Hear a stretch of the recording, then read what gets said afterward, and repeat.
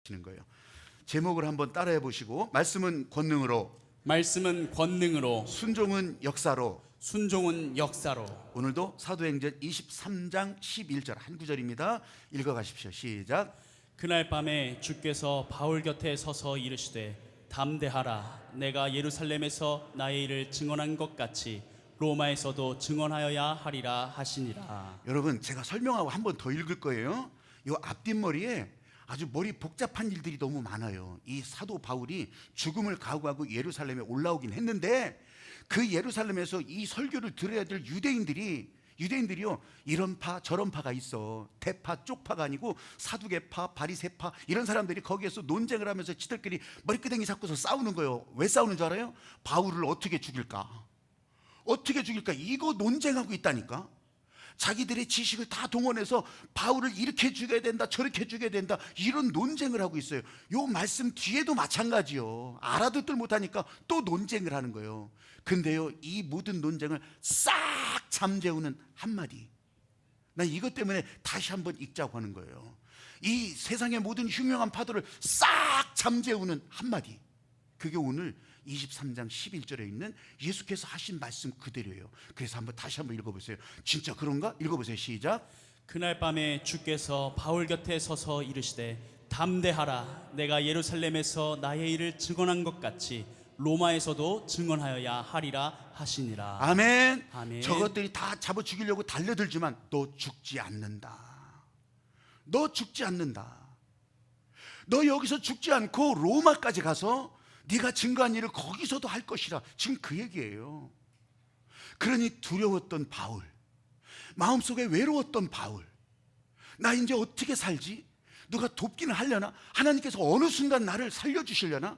이렇게 마음 떨었던 이 바울이 이 말씀 한마디로 담대하고 앞으로 펼쳐질 일이 어떻게 될지 몰랐죠.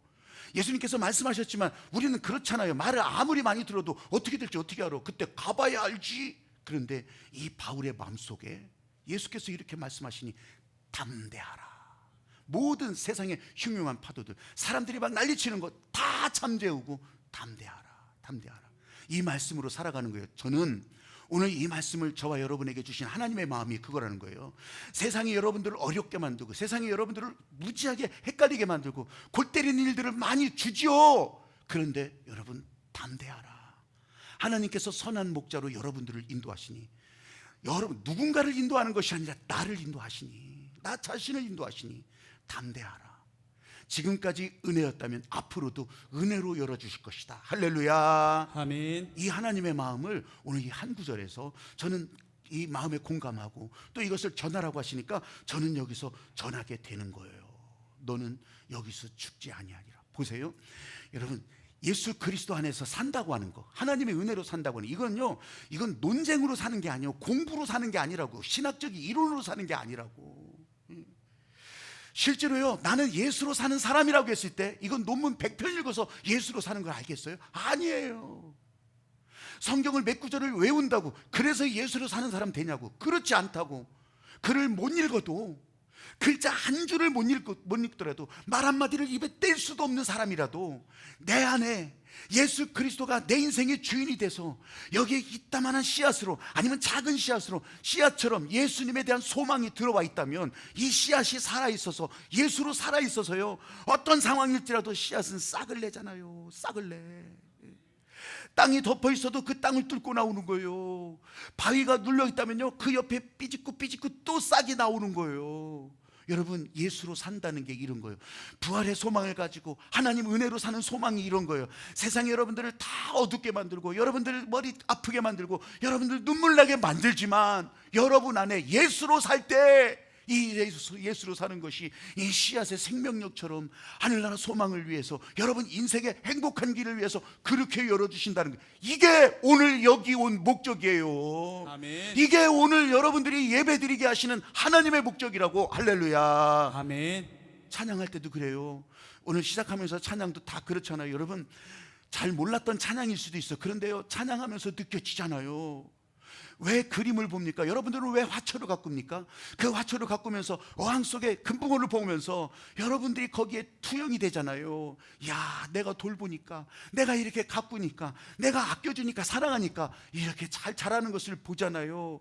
여러분, 우리가 찬양할 때도 똑같아요. 그냥 찬양이 아니요, 그 찬양 가운데 여러분들이 거기 들어가는 거예요. 이 찬양 가운데 하나님의 말씀의 권능의 파도를 같이 타는 거예요. 아멘. 그러면 별들의 수를 세셨던 하나님께서 여러분들을 다 아시고 여러분 가운데 지금 다 이름을 붙여놓으신 것처럼 여러분에게 비를 준비하시고 은혜를 준비하시고 권능으로 열어주시는 그 길을 나도 간다는 거예요. 그래서 찬양하는 거지. 아멘. 여러분, 찬양할 때도 그냥 보내지 마시고 이 하나님의 말씀의 권능이 나를 통해서 파도처럼 흘러가게 하시고 그 파도를 타게 하신다, 그렇게 믿으시면서 오늘 여러분 안에 주시는 하나님의 말씀의 권능의 파도를 타는 여러분들이 되시기를 주님의 이름으로 축복합니다. 아멘. 연구하고 토론하는 게 아니라고, 이거 가지고 논쟁하는 것이 아니라고, 우리가 파도를 만나면 그 파도를 타고 가라는 거예요. 여러분, 각각의 인생의 파도를 여러분들이 만난다면 그 파도를 다 올라타라는 거예요. 올라타라는 거. 예. 여러분, 지금은 아무것도 모르는 말씀이지만 귀에 들려오면 이게 하나님의 일이구나, 찬양하면 이게 하나님께서 지금 나를 부르시는 일이구나, 이게 하나님께서 내 마음을 고치시는 일이구나, 나의 상처를 싸매시는 일이구나, 지금 예수로 살게 하는 것을 이렇게 알려주시는구나. 내 마음이 다 부서진 것 같았는데 찬양하면서 조각조각 다 움직여서 이제 하나님께서 원래의 목적으로 다 맞춰줘요. 상처 때문에 아팠는데 찬양하면서 하나님의 말씀의 권능이 싹 덮어주시면서 상처를 싸매시도다. 여러분, 이게 그냥 나온 말이 아니에요. 시편 147편 말씀 있는 그대로 다윗이 다 느꼈던 거, 다윗이 다 시로 읊었던 것을 이 찬양의 시로 바꿔서, 그래서 거기 있는 내용을 이 찬양에 곡조를 붙여서 우리가 찬양하는데 하나님의 말씀의 권능의 파도가 아니에요? 여러분, 하나님의 손이 저와 여러분 가운데 지금 일하시고 있다고. 지금 여기서, 아니 하나님이 일하시는 거는 알겠는데 나는 왜 일한다고 그래? 여러분, 하나님이 일하시는 것에 여러분들은 여기 순종하고 나온 거라고. 그리고 순종해서 손을 들고 찬양하고 있다고요. 아무나 다 그렇게 할 줄 알아요? 아니에요. 여러분, 어떤 사람들은요, 아무리 그렇게 하라고 해도 나는 그렇게 안 해, 나는 그냥 이렇게 그냥 왔다 갈 거야. 아무리 오라고 해도요, 교회 안 와. 그런데 그런 와중 가운데 여러분들이 여기서 하나님을 만나고 있다고 한다면 이게 얼마나 기적이라고, 이게 얼마나 어마어마한 일이냐고요. 사랑하는 여러분들이 이 하나님의 어마어마한 권능의 파도 가운데 올라가 있어요. 지금 여기 파도를 만나고 있다고. 이 파도를 타고 가자는 거. 그러면요, 하나님이 일하시잖아요. 그러면 여러분도 일하는 거라고. 이게 등가 같은 급은 아니죠. 하나님이 일하신 것에 나는 그냥 반응하고 나는 그저 순종할 뿐이지.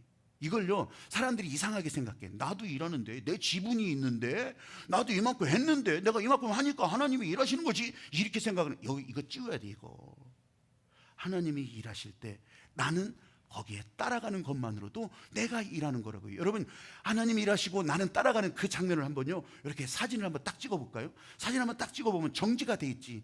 하나님이 일하시는 거 모르잖아요, 그거는. 근데 나는 정지돼 있다고.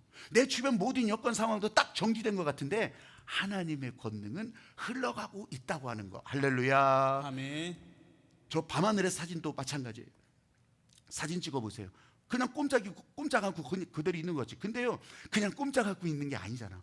거기서 엄청난 일들이, 지금 그냥 우주는 폭발하고, 지금도 은하계가 폭발하고, 지금도 거기서 블랙홀이 그냥 싹 움직이고 있고, 어마어마한 일들이 있는데 보여지는 것은 아무 일도 안 일어나는 것 같죠.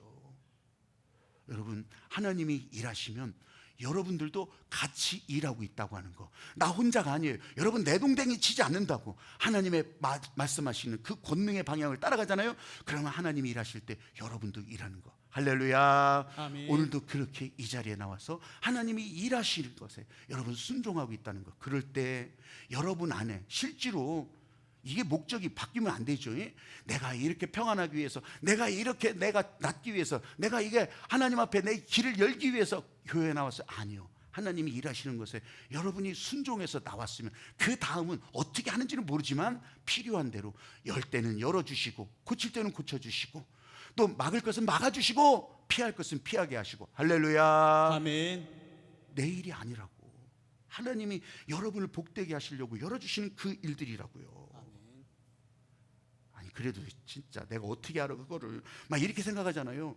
의심이 든다고. 에이, 나는 그냥 하라는 대로 하면 되겠지. 이게 하나님이 일하실 때 여러분이 일하시는 거라니까. 근데 너무 우습게 여겨요. 여러분, 전화벨이 울리잖아요. 여러분, 손 안에서 진동이 되든 전화벨이 울리든 여러분 그것을 꺼내서 여보세요 하잖아요. 여보세요 한다고. 아니, 어디선가 오는지는 모르지만 전화벨이 울릴 때 나는 반응한다고. 내가 이것을 열어서 여보세요 한다고. 그것뿐이에요. 생전 처음 만나는 사람, 이름도 몰라요, 성도 몰라. 근데 교차로에서 교통경찰 복장을 입은 사람이 이런 신호등을 가지고서 이리 오라고 하잖아요. 그러면요, 난 아무 일도 안 하는데 바싹 쫄기 시작해. 난 생전 처음 본 사람인데도 그 앞에 그냥 공손하게 차를 또 대야 돼. 여러분 생각해 보세요. 이게 계산으로 나온 거요? 아니면 그 사람에게 나한테 무슨 설득을 한 거요? 그냥 신호하니까 간 거 아니에요? 하나님께서 여러분을 향해서 이보다 더한 일들을 행하시는데 우리들은 거기에 대해서는 생각과 마음을 안 열어요. 그러면 왜 이게 무슨 하나님이 하시는 일이야? 여러분, 진짜 가볍게 보이는 호흡마저도, 오늘 이 자리에 올라오는 발걸음마저도 하나님께서 일하셔서 여기 오게 하셨다는데 왜 아니야라고 하냐고. 그런 건 하나님의 일이 아닐 수 있다고 왜 내가 강변을 하냐고. 그거 가지고 무슨 논쟁할 거예요? 여러분, 머리털까지도 헤아리시는 하나님, 나의 작은 숨결까지도 들으시고 그 숨결마저도 새롭게 하시는 하나님 아버지께서 오늘 여러분을 향해서 일하실 때 여러분들은 권능의 파도를 타고, 나도 몰랐는데 이 권능의 바람을 타고 여기 와서 내가 손을 들고 찬양하게 되었고, 내가 이 마음으로 하나님께 영광을 돌릴 수 있었다고 하는 이 어마어마한 사실을 진짜로 믿고 앞으로도 이 파도를 타고 가는 여러분들이 되시기를 주님의 이름으로 축복합니다. 아멘. 이 권능의 파도를 타고 가는 거, 내가 이 두 번째 제목을 이렇게 정해놨어요. 내 인생 서사는 순종으로 시작한다. 따라해 보십시오. 내 인생 서사는 순종으로 시작한다. 순종으로 시작한다. 권능의 파도를 타고 가는데 인생 서사라고 하니까, 야, 내가 무슨 인생 서사요? 여러분, 스토리요, 스토리. 하나님께서 여러분을 향한 행복한 목적이 흘러가는 스토리, 이게 여러분의 인생 서사라고요. 사도행전을 제가 설명할 때 사도행전 28장까지 있는데 액츠 29, 사도행전 29장은 여러분에게 다 맡겨졌다는 거 아니겠어요? 그러면 오늘도 여러분들이 써야죠. 어떻게 써갈 거예요? 어떻게 써갈 거냐고. 내가 펜을 들고 수첩 들고 다니면서 쓸 거예요? 그런 게 아니라 여러분들이 내가 예수님을 만나서 내가 이 2023년도 이번 주에도 내가 이 예수님의 놀라우신 은혜 가운데 이 자리에 왔습니다. 나 원래 알잖아요. 나는 무너질 사람이었어요. 나는 주저앉을 사람이었어요. 근데 내가 다시 일어나서 이 자리에 왔어요. 하나님께서 살리신다고 하는 그 일에 내가 따라 이 자리에 왔어요. 어려운 말이에요? 여러분, 이렇게 여러분들이 마음 먹고 여러분들이 이렇게 말하면서 움직여가는 그 자체가 서사라고. 하나님께서 그 서사로 쓰시는 거예요. 사도행전 29장을 여러분들 각각 통해서 다 써가는 거예요. 사도 바울도 그랬어요. 내가 예수님을 만나서, 전에는 예수 믿는 사람들 잡아 죽이던 사람들이었는데 내가 그 일을 앞장섰던 사람인데 내가 예수님을 만나고 나서 이렇게 달라졌다고. 이게 바울의 서사예요. 사도행전을 넘어서 지금까지 읽혀지는 바울의 서사가 이런 거예요. 하나님께서 나를 살리셔서, 하나님께서 나를 사랑하셔서, 죽을 수밖에 없었던 나를 살리셔서 지금 이 자리, 이 길을 가게 하신다. 이게 사도 바울의 인생 서사인데, 여러분, 어렵게 생각하는 것이 아니에요. 죽었다 살아나는 것만 서사가 아니라고. 하늘에서 금덩어리가 떨어질 때 내가 금덩어리를 주웠다, 이게 인생 서사가 아니라고. 오늘 내가 이 자리에 오는 것부터, 나를 통해서 하나님께서 보게 하시는 사람들이 있어요. 주변의 사람들이 나를 본다고, 저 사람 또 교회 가네? 여러분, 그게 인생 서사라고. 저 사람은 지금 죽어 마땅한데, 저 사람은 지금 쓰러져서 방에 처박혀서 눈물만 짜고 있어야 될 사람인데 교회 가네? 여러분, 이보다 더 강력한 인생 서사가 어디 있냐고. 나는 배운 거 없었는데, 아니 그래도 뭐 교회 간다고 그렇게 애를 써. 인생 서사라고. 인생 서사. 하나님께서 액츠 29장을 그렇게 써가신다는 거예요. 제가 액츠 29장은 아니지만 지난 주간에 읽은 책 가운데 불편한 편의점이라는 것이 있어요. 불편한 편의점. 이 책이요, 2020년도부터 지금 3년 동안, 이제 3년이 다 안 됐죠. 2년 출간한 지 1년 만에 저 책이요 100만 부가 됐어. 100만 부. 100만 부가 팔렸어. 근데 여러분 놀랄 일도 아니지. 물론 여러분 가운데는 한 권도 안 사봤을 거예요. 근데 불편한 편의점 저 책이 왜 내가 이 소개를 하냐면요, 저 새롭게 하소서, 저기 CBS 새롭게에서 저 작가가 와서 간증을 해요. 내가 그러면서 내 이 김호연 작가에 대해 관심을 가지고 그 불편한 편의점 책을 들여다보게 된 거예요. 여러분, 지금 뭐 서점 가고 드라마고 영화고요, 아주 좀비가 나오든지 아니면 진짜 머리통에 그냥 피가 철철나게 때려 못들이든지 아니면 진짜 천하의 불륜, 진짜 보기도 끔찍한 이런 일들, 오징어 게임서부터 시작해서 이런 거가 전부 세계적으로 인기를 끌거든요. 근데 이 불편한 편의점은요, 그런 내용이 하나도 없어. 전부 다 말랑말랑, 아주 소프트, 그러면서 아주 가볍게. 주인공들도요, 람보가 안 나와. 재벌집 막내 아들 안 나와. 그 주인공들도요, 그냥 우리들이 무시하면서 지나갔던 그런 사람들이 주인공이에요. 그런 사람들이 그 가운데서 다른 사람들에게 또, 아니 그게 뭐랍시고 또 자기들도 그 사랑을 나눠줘. 요만큼씩. 선한 사마리아인의 그 이야기가 이 이야기의 기초가 되고, 여기에서 오랫동안 신앙생활했던 교회 권사님이 갈등을 하다가 노숙자를 저거 내버려 두고 가도 누가 말할 사람 없어. 이 노숙자를 어찌할까. 더더군다나 나를 도와줬던 노숙자야. 갈등을 하죠. 그런 갈등 가운데 주여 아버지 할렐루야 이렇게 안 해. 갈등을 하다가 내가 필요해서 이 사람을 자기가 경영하는 편의점에 알바로 써요. 알바로 쓰는데 다 싫어하지. 냄새나지, 막 진짜 무뚝뚝하지, 진짜 뭐 일도 제대로 못할 것 같지. 그런데 이 사람을 목욕시키고 이 사람을 깨끗하게 옷도 입히고 그렇게 하면서 편의점 알바를 써요. 자기가 필요하기도 했고. 그런데 이 주인의 마음은 그런 게 아니었어요. 거기서 들어오는 수입은 별로 없어. 근데 거기 편의점에 매달려서 사는 사람들 있잖아요.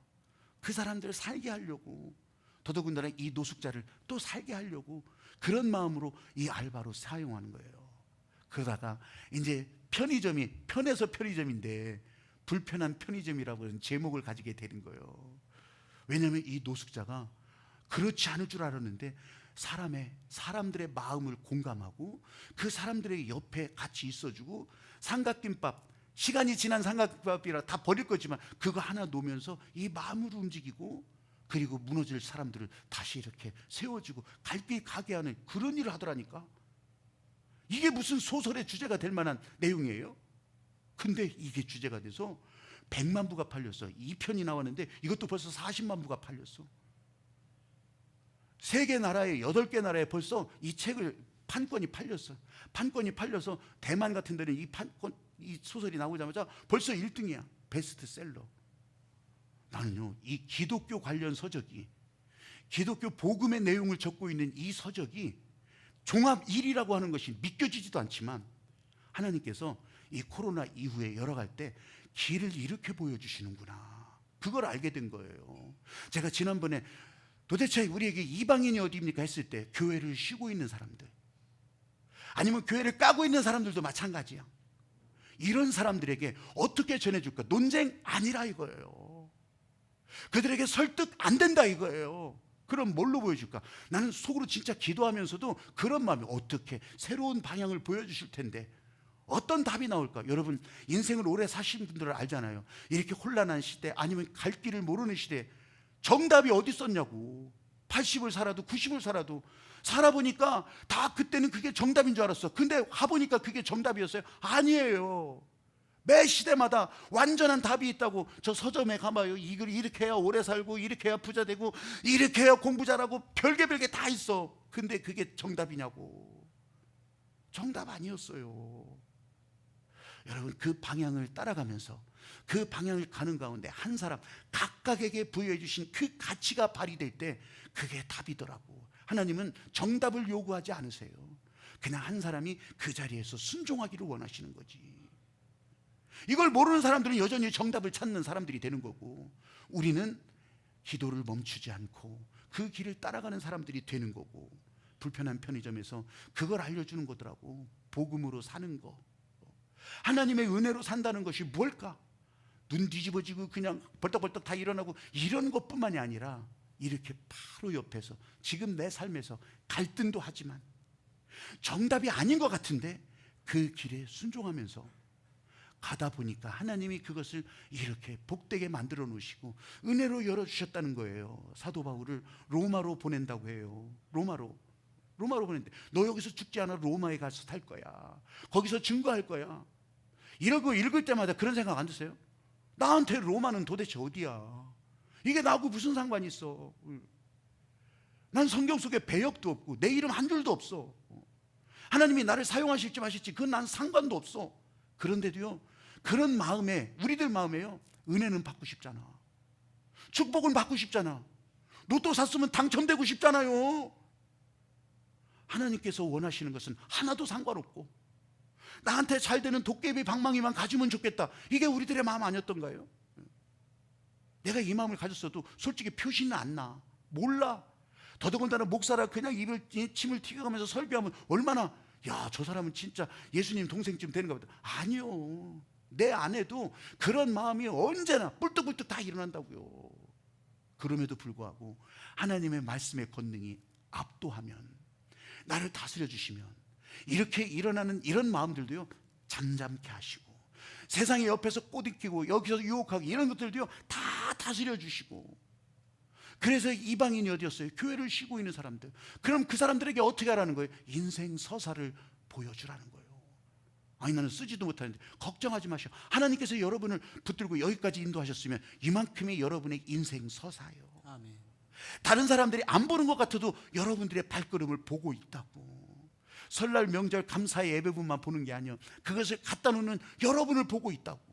여러분, 본다는 것은 듣는 것이 아닌데, 아니에요. 계속 제가 그거 말씀드리잖아요. 보는 것도 여러분, 보는 것이 시신경을 통해서 뇌신경 전달 체계로 들어가서 그래서 행동하게 하잖아요. 마음 움직이게 하잖아요. 소리도 마찬가지고 귀로 들어갈 뿐이요.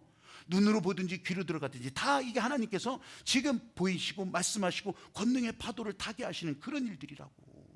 머릿속에서 여러분을 움직이고 여러분을 감동하게 하고 여러분을 따라가는 것은 똑같아요. 똑같아. 대단한 일 아닌 것 같아도 어두운 곳에 불을 켜는 거예요. 난 불 켜는 것도 없어. 촛불 드는 거예요. 촛불 보고 사람들이 길을 찾고 오게 하는 거예요. 그게 아니라고 하면 어떡할 거예요? 그냥 같이 비를 맞아 주는 거예요. 내가 우산을 써줄 수는 없어. 근데 같이 비는 맞아줄게요. 비는 맞아줄게요. 이게 불편한 편의점에서도 나타난 하나님의 사랑이고, 예수께서 지금 바울을 통해서 알려주시는 이 사랑이기도 해요. 여러분, 사람들이 보고 있다고 하는 거, 문제는 다 일어나요. 다른 사람들도 고통 다 겪어요. 환난을 겪기도 해요. 근데 그 고통을 대하는 태도, 문제를 대하는 태도, 환난을 만난 여러분의 태도가, 여러분, 다른 사람들이 그걸 본다니까. 나는 아무 말 하지 않아도 여러분들이 그 태도를 보이면서 이 문제 가운데 어떻게 길을 찾고 어떻게 살아나고 어떻게 밝은 빛으로 나가고 있는지, 이걸 다른 사람들이 본다니까요. 뭘 보겠어요? 여러분들의 편집글 안 봐요. 여러분들의 태도를 보는 거예요. 태도라고 하니까, 아니, 나는 그런 태도, 교육도 못 받았고 나는 그런 교양도 없고 나는 거기에 대해서 훈련도 못 받았는데, 이거 오해하지 마세요. 이런 거 아니에요. 이런 거 아니에요. 이 태도는 하나님께서 말씀하실 때 나는 그냥 순종한다. 하나님께서 내 안에, 아까 예수로 사는 내 마음을 말씀드렸잖아요. 내 안에 예수로 사는 것에, 그래, 싹이 나오는 것에 나도 그걸 보면서 나도 같이 따라간다고. 이렇게 하려면 여러분, 이 태도가 교육이 아니라는 거예요. 근데 세상에서는 이상하게 가르쳐요. 세상에서는 이런 태도를 갖추면 다 잘 될 거라고 가르쳐. 그래서 공부 잘하는 법, 돈 많이 버는 법, 주식 투자 잘하는 법에서부터 시작해서 오래 사는 법, 뭐 이 병을 치료하는 법, 뭐 별거 별게 다 있어. 그러면서 그 태도를 갖추라는 거예요. 태도를. 그러면 될 거다. 눈감 땡감이요. 눈감 땡감. 아무것도 모르고 그냥 막 말하는 거예요. 아무 말 대잔치야. 아무 말 대잔치. 근데요, 세상에서만 그런 줄 알아요? 교회에서도 그랬어요. 교회에서도, 물론 저를 포함해서, 저도 그런 적이 있었을 거예요. 저를 포함해서 진짜 눈감 땡감이요. 여기서 복 받아서 잘 받고, 여기서 잘 먹고, 여기서 잘 살라. 하나님은 그걸 위해서 여러분을 부르셨다고. 말은 맞는 것 같지만 순서가 바뀌었잖아요. 순서가. 여러분, 그랬던 지난날 교회의 역사 가운데 이 사람들의 탐심을 키우고 밥그릇만 넓히게 만들고, 이게 뭐예요? 죄악의 구렁텅이로 자꾸 밀어넣었어. 지금도 그러고 있는 사람들이 있을지 몰라. 근데 여러분, 하나님께서 선한 목자시라, 우리를 부유하게 하시는 자라. 하나님께서 우리를 부유하게 하시는 건 맞아요. 근데 하나님께서 요청하시는 일에 따라가야지. 내가 죄 가운데 머물러 있던 이 모습을 깨버려야지, 찢어버려야지. 이거 어떻게 할 거예요? 답이 있어요. 여러분, 이 답은 예수님의 십자가 보혈의 권능이라고. 맨날 내 안에 십자가 보혈이 그냥 철철철철 흘러가게, 이건 어떻게 알 수가 없잖아요. 여러분, 그래서 말씀의 권능이 지금 내 귀를 통해서, 내 눈을 통해서 계속 흘러가게 하는 거예요. 이 말씀의 권능을, 파도를 타고 가면 여러분, 예수님의 십자가 보혈의 권능을 타고 가는 것과 동일한 거예요. 하나님께서 우리를 살리시려고 하는 목적이 같기 때문에, 그래서 보혈의 권능을 타고 가면서 우리 죄를 용서받고 이 죄에서 또다시 새로운 인생으로 바뀌어지고, 하나님께서 그렇게 원하시면서 이게 이 태도로 인생 서사를 써가게 하는 거라고. 사도 바울도요, 급박한 상황에서 이 태도를 한번 보세요. 어떤 태도인지. 다 죽을 위기였어. 근데 성전에 올라가서 기도하잖아요. 그때 하나님께서 황홀한 가운데, 비몽사몽 가운데 길 보여주시고, 그래서 이방인에게로 가라. 그리고 오늘 이 말씀은 너 죽지 않는다. 너 죽지 않는다. 한번 저를 따라서 해봐요. 기도를 멈추지 마라. 기도를 멈추지 마라. 기도를 멈추지 않겠습니다. 기도를 멈추지 않겠습니다. 여러분, 기도가 멈춰지지 않을 때 여러분을 향한 하나님께서 원하시는 인생 서사 멈추지 않아요. 계속 나가는 거예요. 나를 선하게 인도하시고 나를 살리시는 아버지 하나님의 은혜가 그렇게 움직여 간다는 거, 예수로 산다는 거, 찬양하고 끝날 게 아니에요. 이게 이렇게 되는 거구나. 그러면요, 여러분, 예수로 사는 것을 실감해. 어디 가든지 실감해요. 제가 예수로 사는 그 실감나는 장면은 가끔 이렇게 사용하는 모래 위의 발자국, 그 이제 시와 같은 고백이 있거든요. 저자는 솔직히 누군지 몰라. 내가 썼다고 하고 막 이런 사람들이 미국에서 막 법원 소송하고 난리쳐. 이게 내가 원 저자라고 하고 막, 그 워낙 많이 사용하니까. 근데 그래서 그냥 작자 미상 그렇게 여기면 돼요. 모래 위의 발자국, 그 화면을 보면서 제가 이렇게 소리를 이렇게 녹음을 했는데, 녹음 상태가 별로 안 좋은데 지금 아까 아웃시에 때도 직접 보고 보니까 무슨 옛날 영사기 돌아가듯이 그런 또 그런 낭만이 이렇게 전해지기도 해서 한번 보십시오. 모래 위에 발자국.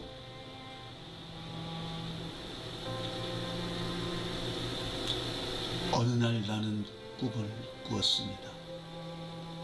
꿈속에서 나는 주님과 함께 바닷가를 거닐고 있었습니다.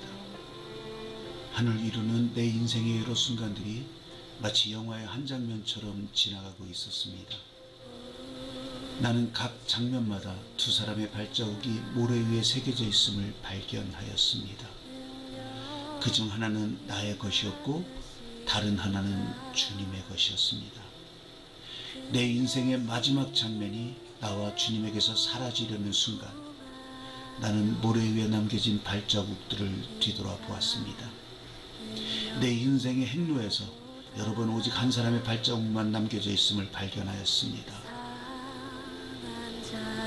그리고 그런 일이 내가 매우 슬프고 괴로웠을 때 일어났다는 것을 알았습니다.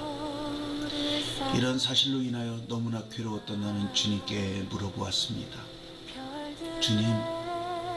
주님께서는 내가 너와 함께하리니 너는 항상 나를 따를지어다 말씀하셨잖아요. 그런데 내 인생의 가장 어려웠던 시절, 그때를 돌이켜보니 오직 나의 발자국만 있더군요. 어느 때보다도 주님이 필요했던 바로 그때, 어찌하여 주님은 내 곁을 떠나셨는지요. 난 정말로 이해할 수 없습니다.